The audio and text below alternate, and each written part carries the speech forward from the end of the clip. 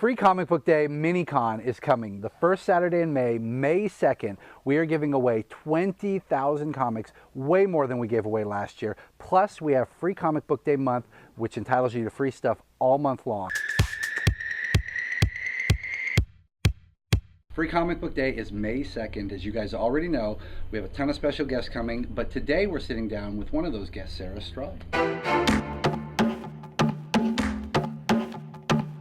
Free Comic Book Day is going to be May 2nd. We're giving out 20,000 comic books. We've got Supreme Pro Wrestling, so much more. But the big attraction is our guests. We've got writers, we've got artists. You get to see small press, you get to see people who do prints, you get to see people who have upcoming projects, and one of those is Sarah. So thanks for coming down. Thank you for having me. Of course. Now, you haven't done a Free Comic Book Day with us. I have not. But you have done other events here at Empire. You've done Creative Women. We've had you down here for Birdland, which you're going to tell us about. Absolutely. And so for Free Comic Book Day, what are you going to be bringing down? For Free Comic Book Day, I'm going to be bringing down primarily my illustrations. Okay. When I first got into art, I started as an illustrator, and I've always wanted to do storytelling, so I'm starting to make that leap into comics and conquer my fear of sequential art. Which is understandable because they are completely different. Totally different animals. I always tell people, I say one is getting as much information as you can and telling a story with one picture, and one is telling a story with pictures. And it's just totally different.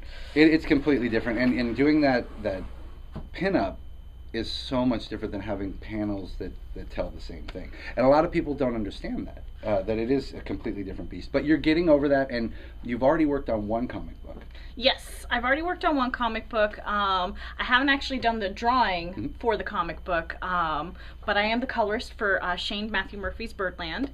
It's an anthropomorphic crime noir story set in the 1930s.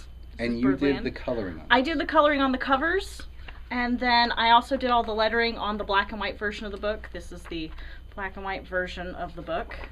Here's the center spread. Which gives you, that helps with the book that you're going to be coming out with, because it allows you to explore the creative process of it, how it went together, because those words are, I mean, they may be picture books, but those words are essential, and how you lay them out and how you put the pictures to a panel is very important, because I know when I first started, I'd have pages that were like a novel, and then 3 or 4 pages with nothing on them. So it's extremely important. Now, Birdland is not out yet, correct? Birdland is not out yet. Shane had a couple setbacks, but he is going to be sending out those Kickstarter packages soon.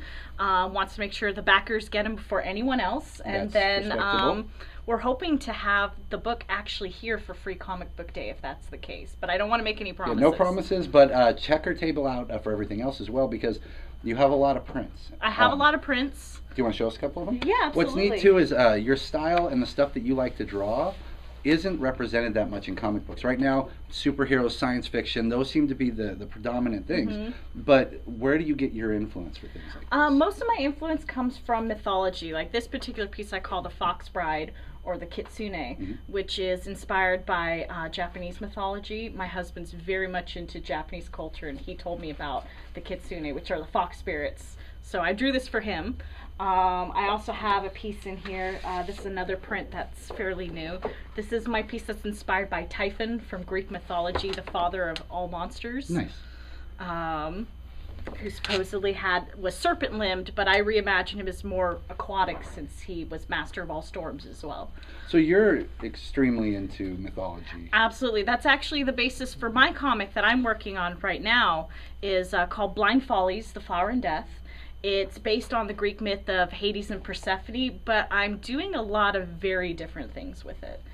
And that's kind of the fun with that stuff, because you can present the stuff that we know, you can hold on to the main elements, but because it's just a myth, you get to play with it and do whatever you want.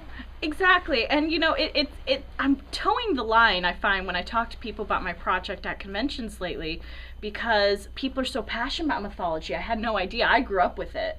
But people are so passionate that they have an idea of what they think it is, and sometimes when you change that, it's almost like when you're working with a popular character like Batman. They go, what are you doing?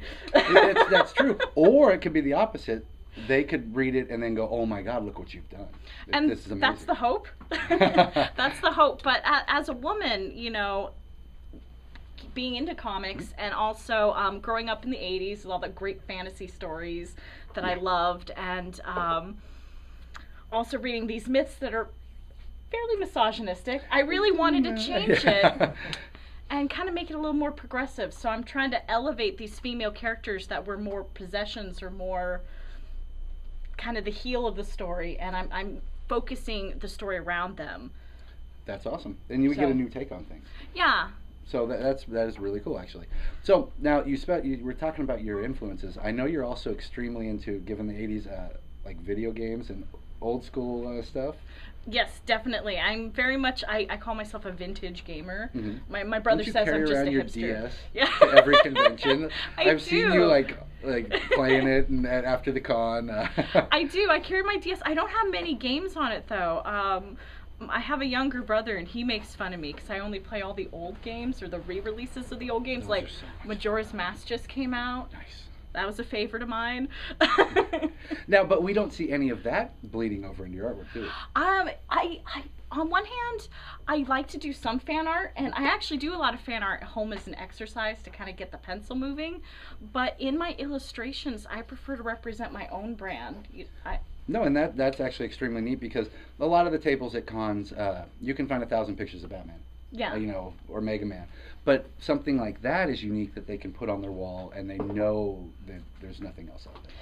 There's still a challenge. It's kind of a double-edged sword because on one hand, I'm trying to establish myself and basically make myself more memorable. Like, this is my content. This is what I love. This is me. And I'm putting Sarah into everything that I do and making sure that it represents me as a person. But I think it comes across. Just wait till you guys see her booth. She can fit a lot of stuff into a little space. And you will have a ton of things to choose from. So, Sarah, where can they find you online? Online, my main website is sketchystraub.com. Okay. So Straub is S-T-R-A-U, B as in boy, and Sketchy Straub because my work is fairly sketchy. Okay. And is there anywhere else they can find it? I'm on Facebook, so if you look at Art by Sarah R. Straub, there's an R in there. It's my middle initial, Renee. Okay. And then there is, I have a Twitter, Sarah R. Straub. So. Okay, perfect.